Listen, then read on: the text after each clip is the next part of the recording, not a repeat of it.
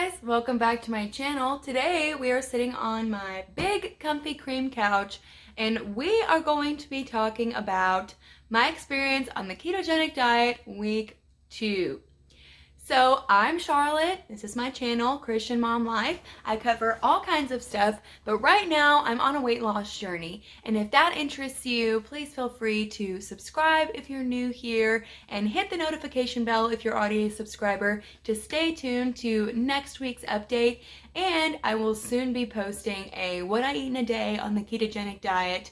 And well, it's actually over the course of 3 days, but you'll see that if you hit the notification bell and you watch the video when I upload it.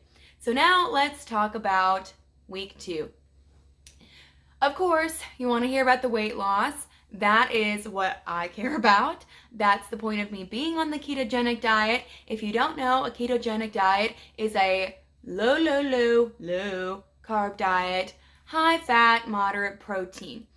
And it is designed to help your body burn your fat stores instead of burning carbohydrates for energies, because when your body is deprived of carbohydrates, it can begin burning your fat stores to produce ketones, which your brain can function on, some would argue more effectively even than carbohydrates, but that is up for debate.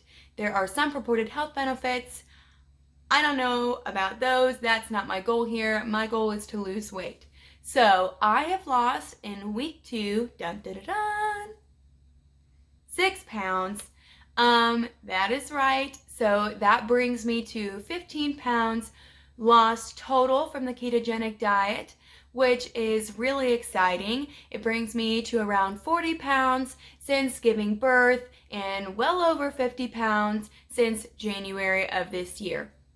So all very exciting things. Every pound lost makes me feel just a little bit better, and I've definitely noticed some differences in my performance. Even though my stamina is still very low after having gallbladder surgery, I haven't been doing any exercise or anything.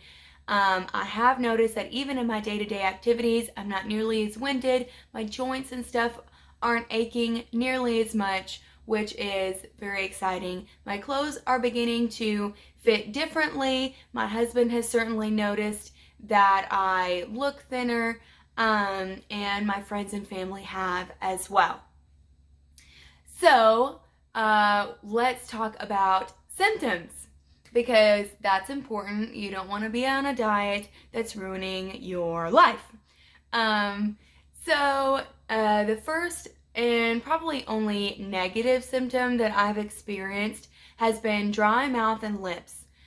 Specifically, the dry mouth is only when I'm talking excessively, such as right now, for lengths of time, or when I'm singing. My mouth becomes extremely dry. But basically, throughout the day, starting a couple days ago, my lips have become very dry as well, even though I drink lots of water. Now, it may just be due to the changing season, changing temperatures right now, because the rest of my skin is not dry. My face is not dry. You know, my hands, my skin, it's not dry. So I don't know, but I figured I would mention it in case it is related to the diet. And a positive symptom that I've experienced is not necessarily more energy, because, I mean, look at these squinty eyes. This mama is tired. But I have noticed that when I wake up in the morning, I have a lot more mental clarity. So, you know, used to I would wake up in the morning and you're sort of befuddled and you're confused and what's going on, and so it takes you a while before you get to your actual, you know, list of things to do and like, how do I make that happen? Now when I wake up, even though my body is tired, my mind is clear, it's sharp. I wake up, I'm alert, and I'm like, okay, like, this is what the day contains, this is what I need to do. And so that has been interesting. I've also noticed a lot more cravings for carbs, 2 days in particular. On Sunday, we had my sister's birthday. So much good food and desserts there. I couldn't eat any of it. I did come prepared. I made sure to bring keto strawberry cream cheese cupcakes for me to eat and, for everyone else to eat as well. And I made sure to bring some shirataki noodle Alfredo with chicken because I had made fettuccine Alfredo since that's my sister's favorite meal. And it was actually a great substitute. I almost buckled, but those noodles came in clutch. I was able to feel like I was eating what everyone else was feeling, and it was a low carb alternative. I had my dessert just like everyone else had a dessert. I had my diet soda just like everyone else got to have soda. It was epic. It was delicious. And I lost like 2 pounds overnight that day, so that was awesome. I'm expecting the weight loss to slow down at some point, but for now, I'll take it. The other thing that I forgot to mention in my week 1 video is that I am combining the ketogenic diet with intermittent fasting. There are ranges of intermittent fasting. Most ketogenic people, I shouldn't say ketogenic people, Dr. Berg on YouTube, you can look him up. He recommends 18 hours. I generally can't get that. I'm a nursing mom. I get hungry. But I do extremely easily get 12-hour intermittent fasting. Essentially what that looks like for me is whatever time I ate at night, I don't eat until that time the next morning. Make sure there's 12 hours in between that I'm not eating. And generally I'm sleeping, sort of, for most of that. So 8 p.m. at night, 8 a.m. the next morning, I get to eat. And since I typically eat my last meal around 6 and 7 the night before, the next day I generally don't eat breakfast until as late as 10 or 11. So I usually get more than 12 hours absolutely easily, and I'm not like hungry in that whole time. That's just my normal eating window anyway. So I thought I would mention that because I didn't want to be dishonest or misrepresent in case that was, really contributing to weight loss. That being said, symptoms. Let's see, let's take a water break for a second. Did I mention my mouth gets dry? Like, really dry.